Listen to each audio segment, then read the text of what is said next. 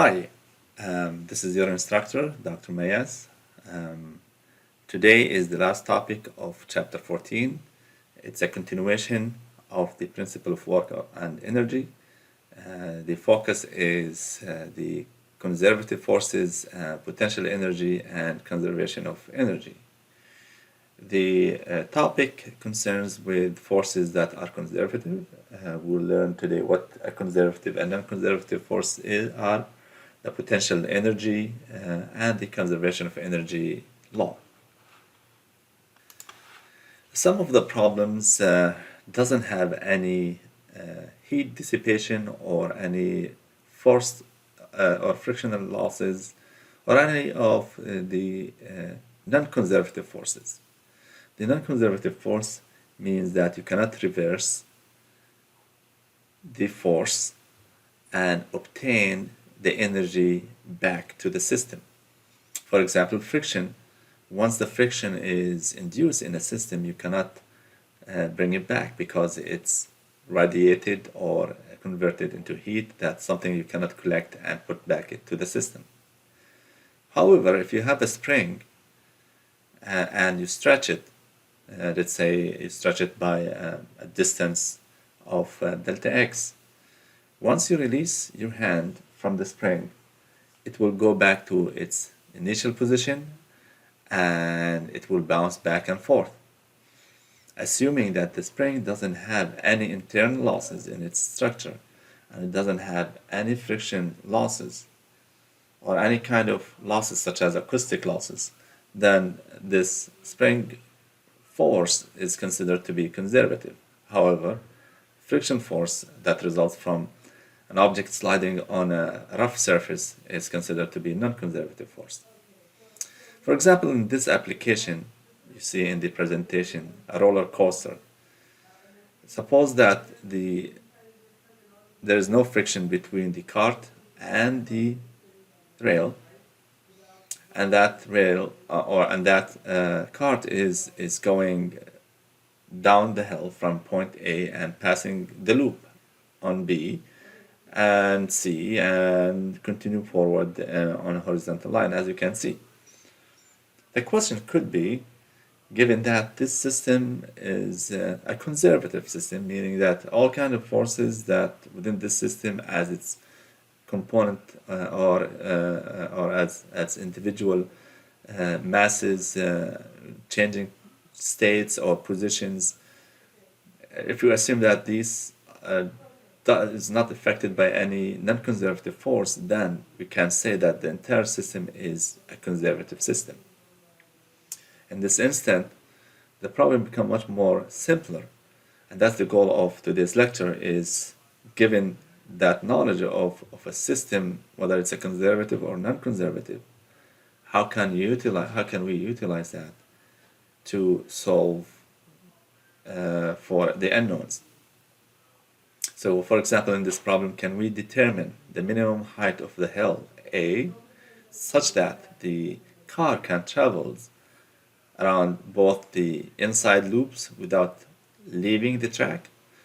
Well, you will ask yourself back in the chapter 13, when we said that the car cannot lose the track at point B or even at C if and only if the reaction force N, which is between the rail and the car, is of course none or equal or greater or equal than zero. This means that the result of the centripetal force generated because of the change of the direction of that car about point B or C result in an inertia that pushes the car against B, and therefore this force will generate additional reaction force. So we wanted this additional reaction force or this reaction force to oppose the weight of the car as it's going through B and C. So therefore, at this instant, that to overcome or to prevent the car from falling at B or C, at least N should be 0 or greater than 0, which means that the mass or the weight must be equal to the inertia at reaction force equal to 0. We'll take an example and explore that more. Now, a more general definition of a conservative force is that force that its work is independent of the path. Let's take an example of a mass in the red color is going from A and to B in an arbitrary path. Now we can say if the work done by this force on the particle as it's going from A to B is independent of how it's going, whether in this path or that path, then this force is independent of the path and therefore it is said to be conservative. This means if I go from A to B and then I will have a magnitude.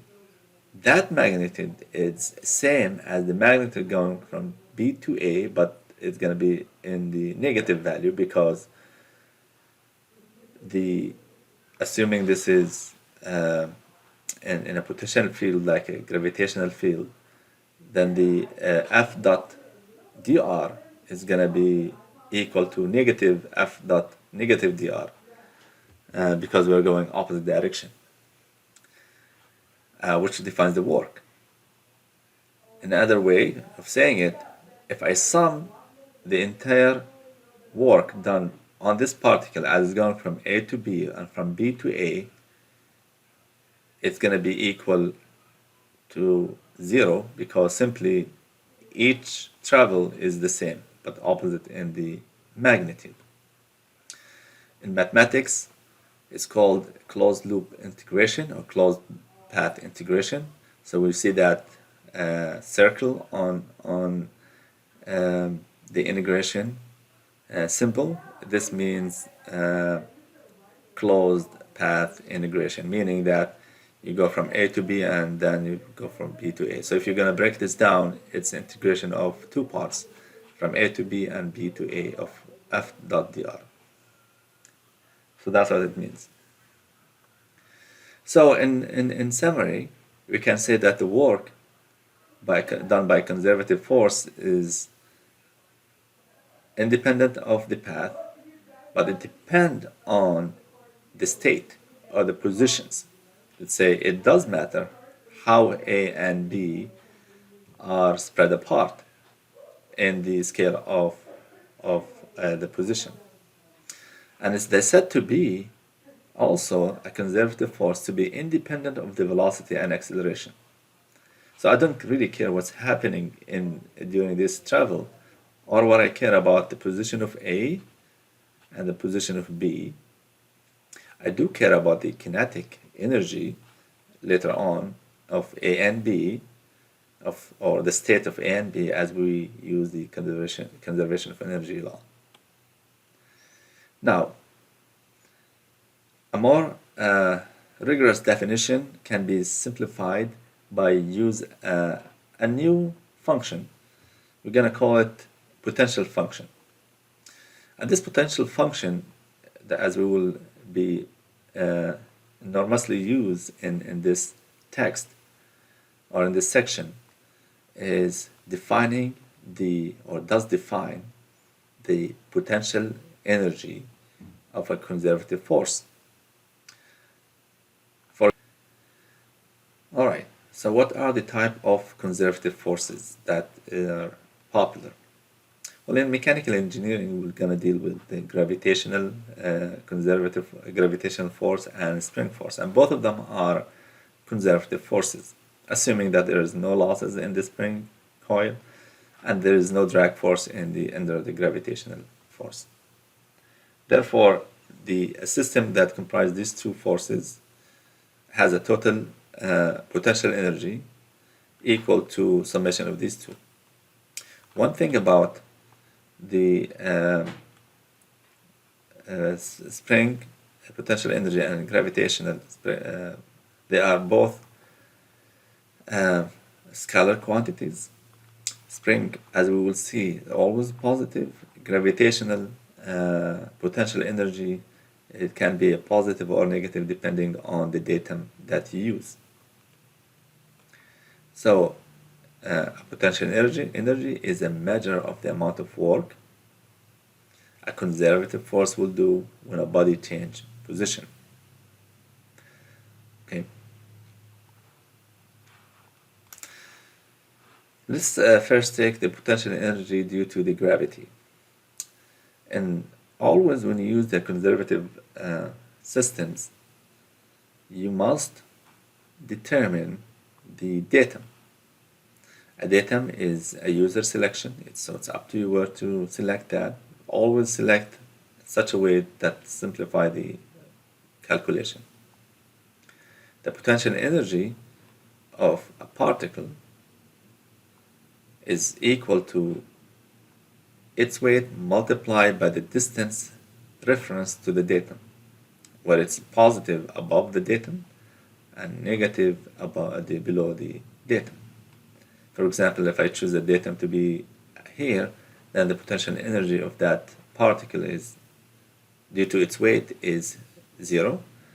The potential energy of the weight or gravitational above the datum at this position is equal the weight by the distance, and it's a positive, and below it's a negative.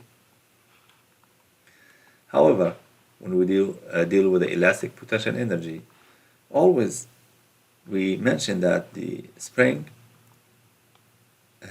force is a conservative force, and the force is calculated by F multiplied, or by spring constant, if it's a linear elastic, by the distance measured from the unstretched position. Now, at the unstretched position, because there's nothing is displacement on the spring, therefore this spring doesn't hold any energy to push the particle away or to attract it toward it to the left. So at this instant, the potential energy due to the elastic, so we call it VE, is equal to 0. When you stretch to the right or you stretch to the left, the potential energy from the unstretched position is simply equal to half ks squared. Whereas here, so as you can see here, it doesn't really matter, and this is by definition the potential energy for a spring is always holding energy in itself. So we are calculating how much energy a spring has, whether it's the independent of the direction is pushing, because we said conservative energy doesn't really care about direction, it's care about the states, because it's independent of the path. So therefore, this is your formula you're going to be using, and it's always positive. Now, the conservation of energy. All right. Conservation of energy. Okay.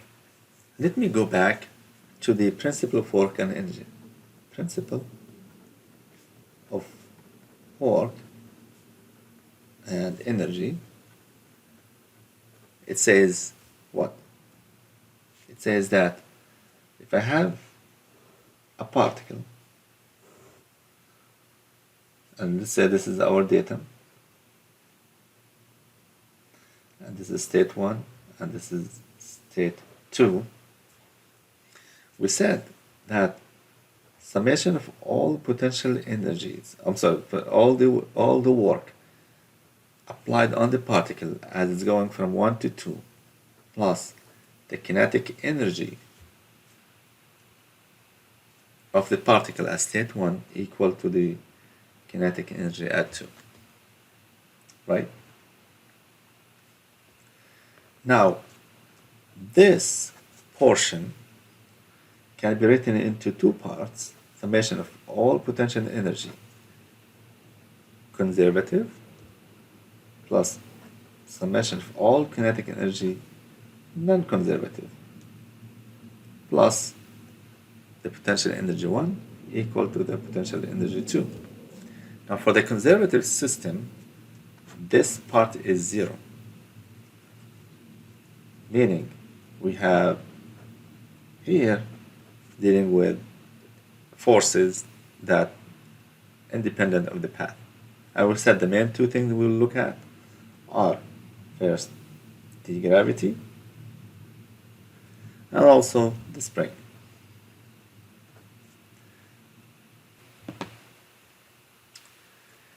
This part can be written as the relationship. This is the amount of work done on the object as it's going from 1 to 2. We said the main two parts are gravity and spring. So it's equal to the total potential energy at state 1 minus V total potential energy at state 2 plus T1 equal to T2, right? And this V total, where V total is equal to V of the gravity plus V of the spring. Plus, if there's any other things that we indicate, you must have it.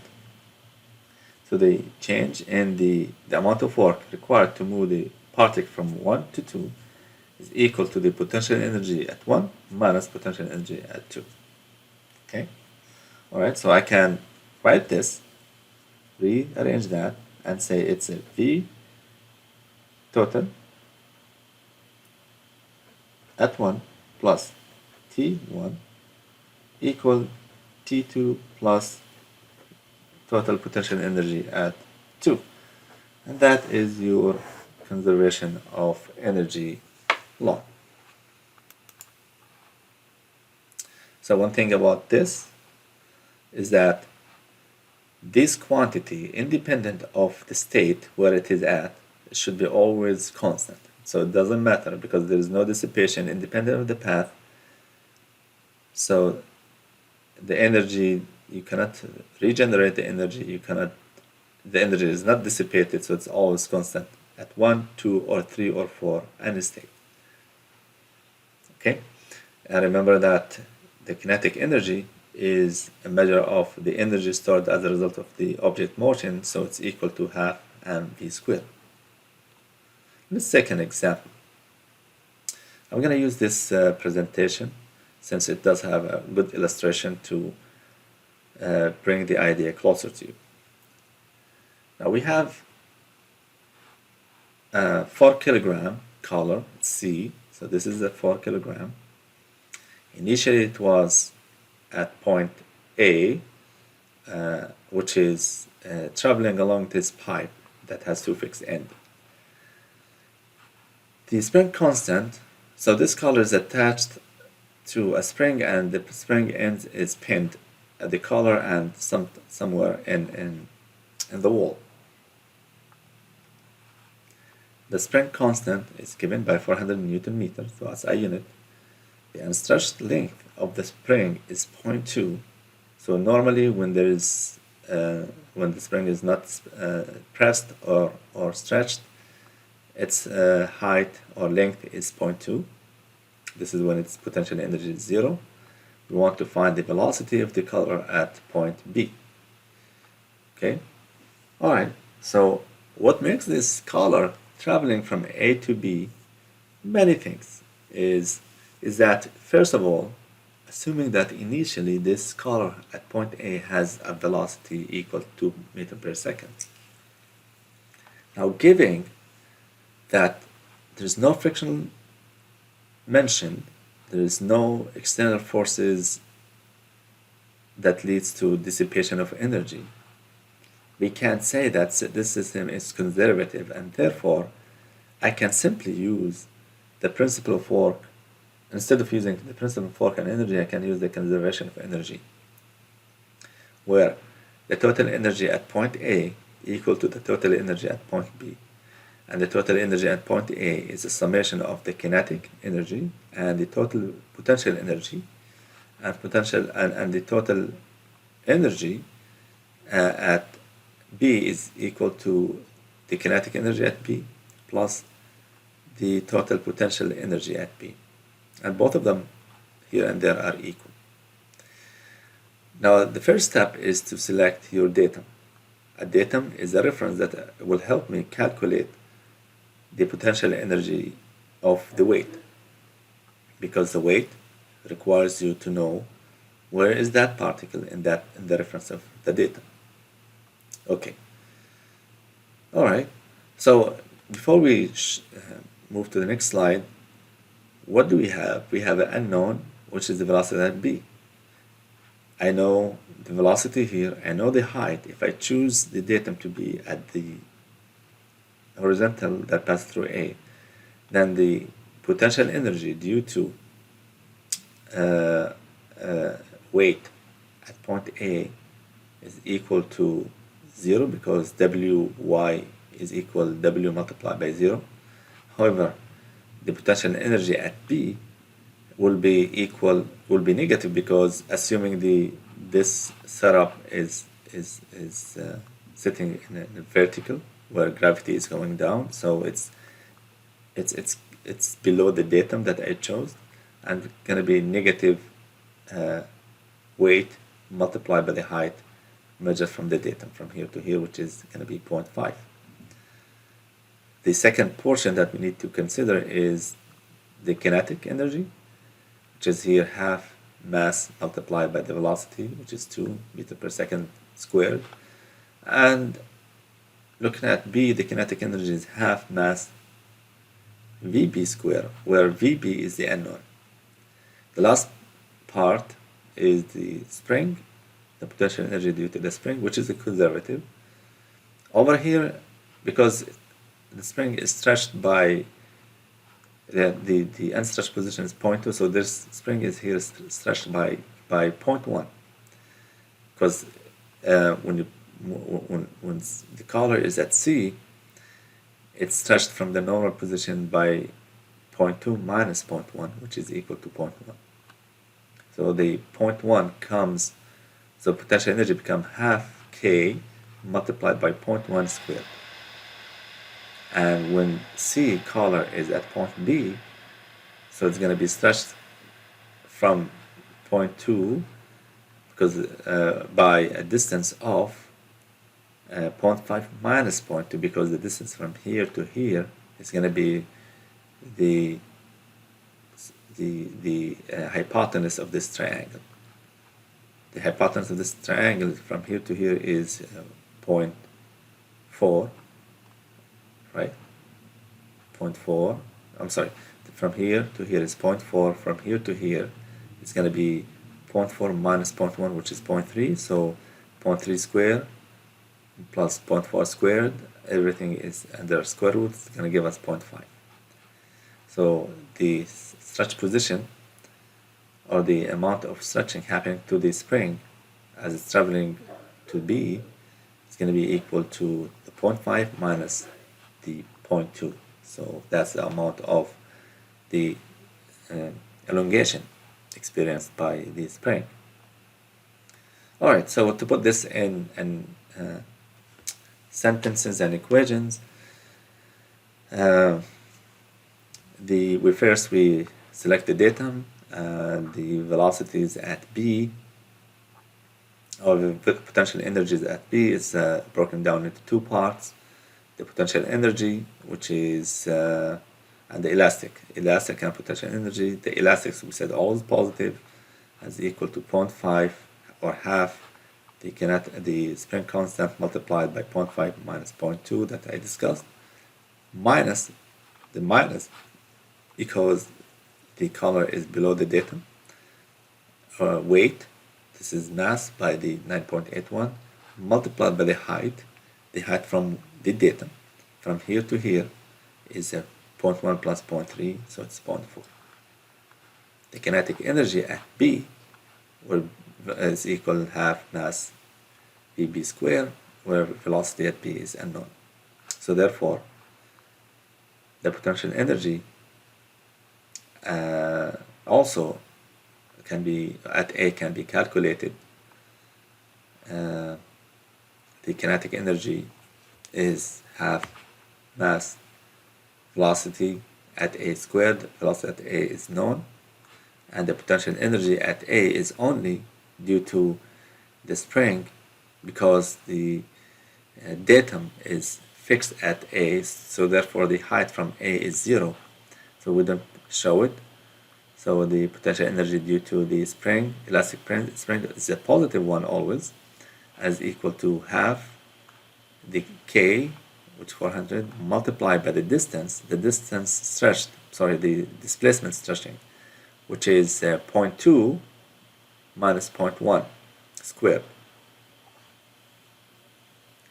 Okay, that's going to give you a positive value. Now you put this together, you sum VA plus TA equal to VB plus TB. Put that, and you solve for the unknown VB, and that's going to give you 1.96. That's as simple as that. Let's take a quiz here. Now, following the analysis that I put in the white paper or the scratch paper that I was showing, the work done by a conservative force on a particle as it's moving from two positions is, if it's negative 10 feet pound force, then the change in potential energy is equal to, definitely going to be, the answer is C. To bring this closer to your mind, let's say I have a datum, and that datum I have an object that is initially at a height y1, and I move this object under gravitational force to another location y2 where y2 is greater than y1. So imagine you have an object and you are lifting it up from one elevation to a higher elevation. So we said that the work done on the object due to the gravitational force is going to be negative as you are moving it from lower to higher, simply because you need energy pumped to the system, and that's what we define. It's going to be equal to negative W delta Y. So in this case, this is what it means, the negative 100 feet per pound. Now what happened to the change in its potential energy, if we choose that datum to be at the first level, y1, then the system already gained 10 feet per, or it gained 10 feet per feet pound force to get to the higher level, y2. Let me explain that in paper and make it easy. So if I have, suppose this is y1, and this is, I'm going to choose this to be the same datum. It's my object at distance y2, and this is the object, right? So the force due to the gravity, we said is negative delta y w, right? Now what happened to the potential energy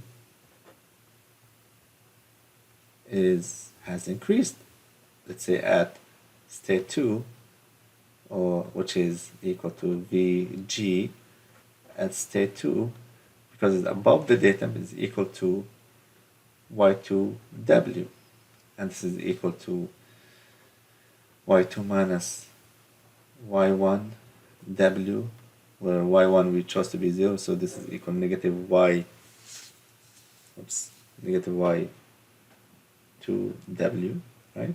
So the relation is negative. the last problem to solve, and I'm going to use my notes to solve this. We have a roller coaster. Car is going from A through the loop B to C, and we want to find the minimum height h of the point A so that the car travels around the inside loop at B without leaving the track. Also find the velocity of the car at C. Okay.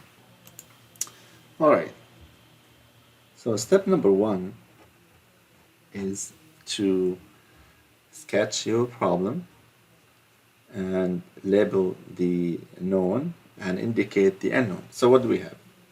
We have a car going through the roller coaster, going around the loop, and go to the point C. What we're given is this loop has a height from the C, 20 meter. The height of A from C is unknown, and we want to calculate that. Also, we're given that the mass is 8 kilogram. Two things we want to find. Find the height such that the car is on the track, and find the C. Now we know the higher, by common sense, the higher h is, the higher the velocity that the car will gain, because if this system is conservative and forces are, if non-conservative forces are minimum or zero, then this potential energy that is resulted from moving the car at higher elevation will cause it to gain more kinetic energy. So we expect that higher h, lower higher velocity at B, right? So what makes this to stay on track is that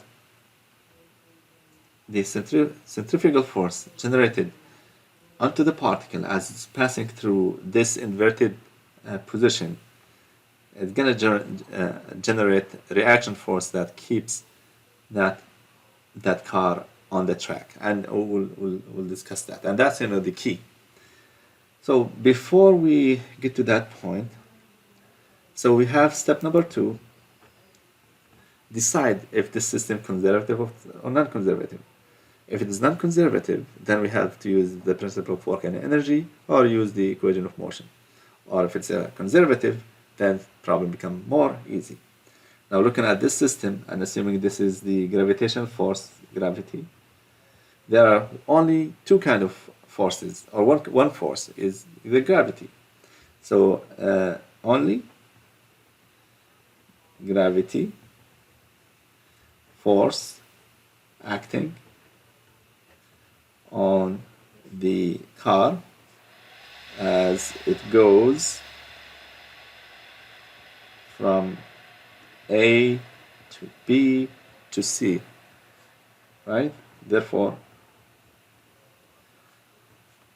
if there are no other forces, no friction force, no loss, such as the friction system in this system is conservative.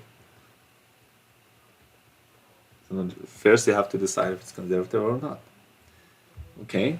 Second step, therefore, okay, step 3, if it is conservative, then we must choose a datum. Now in the textbook they use this datum. I'm going to use this datum. I can use any datum, whatever makes life easier. So let me use this as a datum. So anything above this is a positive, anything below that is a negative. Or you can choose this to be a datum. Even will simplify. In fact, to make things easy, I'm going to use this as a datum, because it's easy to calculate. Alright, so what do we have? So we have the following. So we need to apply the principle of work and energy, TA. So let's apply the principle, the equation, the conservation of energy between A and B. Let's apply conservation of energy And let's see what we get between A and B, two states, two positions. TA plus V, we said the only potential force is due to gravity at A equal to B plus V G at B. Okay, so what do we have? What is TA? It's a half mass VA. Okay, so this is the different V, by the way. This is, I'm gonna make it like that, velocity square, and this I'm gonna make it capitalized, plus the potential energy at A, because the datum is passing through that, is equal to mg multiplied by 0, because the distance from this to this is 0, equal to 2b, which is half mass VB square plus mg. Now this is below, so it's a negative, so I'm going to expect this to be negative because it's below the datum. And the distance from here to here is simply h minus 20. Right? We know h must be negative, more than 20. Alright? Now, velocity at A, it's because the problem says, in fact, also it's given that velocity at A equal to 0. So this is from rest position. No initial velocity is given. So therefore, this is 0. So we have a 0 equal to half the mass. That I'm going to put some number, or no need to put numbers. Notice that the masses here cancel. So this problem becomes really independent of the mass, which is great, because no matter what the size of the car or the number of passengers, the weight will change accordingly. So in the conservation of energy, if the system is completely frictionless, then the car or this roller coaster will work for any number of, which is required, right? We need to know whether this velocity will work for any number of passenger or any size. So in this case, it doesn't matter the mass. So this means that VB squared minus G H minus 20 equal to 0. So we have two unknowns, VB and H. So we need another equation. Step 4 is when we recall that one of the problem specification is that we need to find the minimum height. We need, this is by the problem definition or problem statement, find minimum height, because we said it can be infinity, because that will be still safe height. So what is the minimum height? Okay, so let's take a look what happened at B. So if this is the B, which is over here, and this is my car. So this is almost, it's a circle. Because it's a circle, it's good to use the normal and tangential. So this is going to be the center of the circle, O.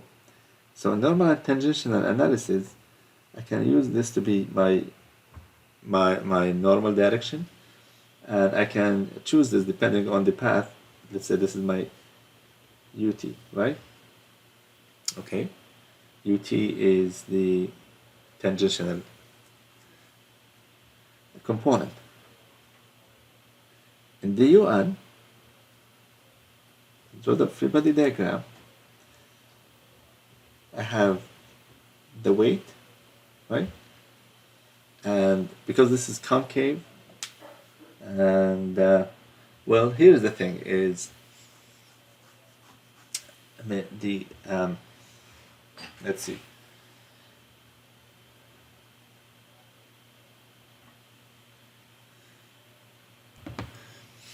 Let's assume that the wheels are just sitting on that track. So just, I don't want you to get complicated, just sliding on that track, because it's making a contact on the track, and we said the normal force is normal to the surface, so, and the contact is inside, so it's normal to the this surface, the inside surface, so it's this direction.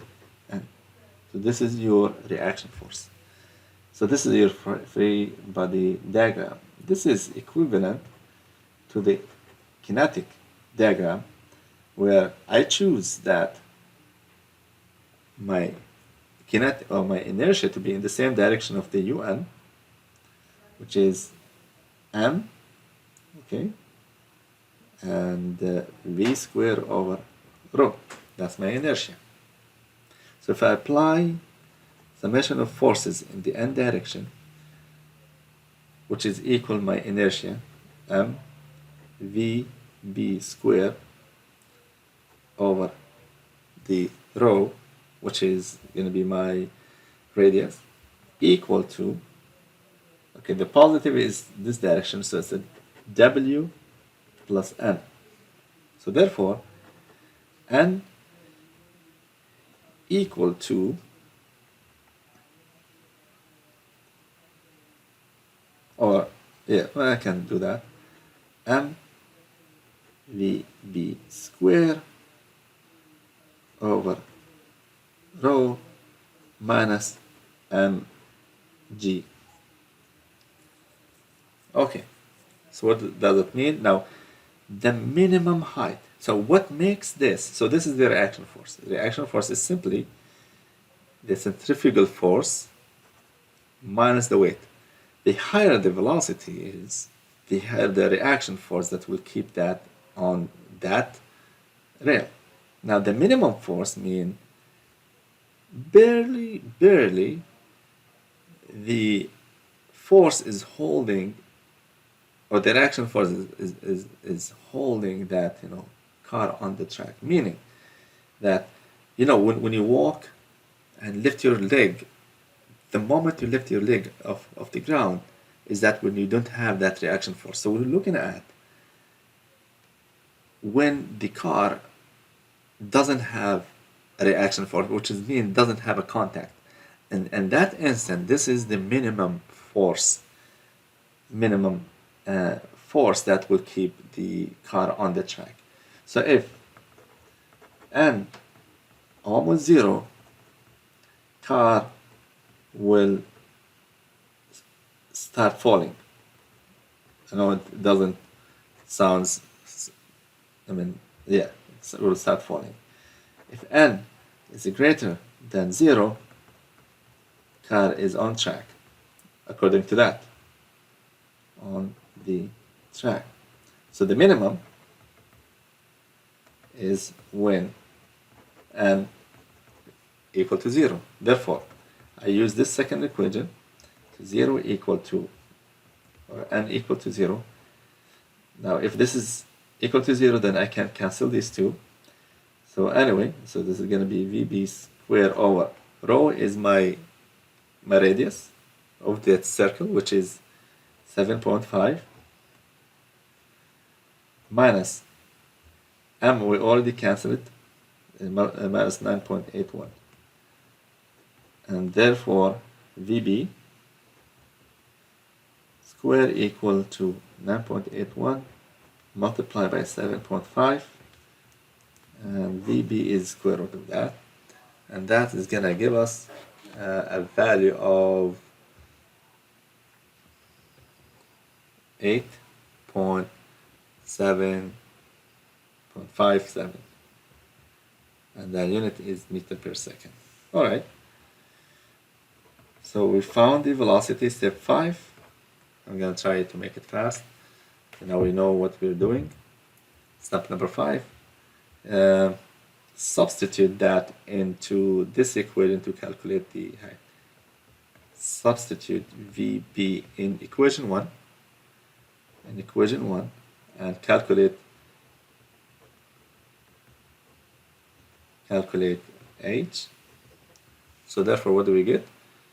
Simply we get, I'm just going to substitute there, so 0 equal half 8.57 squared minus 9.81, 8 minus 20, then 8 is equal to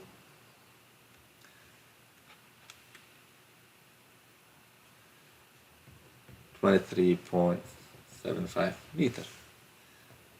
Step number 6, calculate VC. Use TA plus VA equal TC plus T or plus VEC, right? Okay, so what is TA?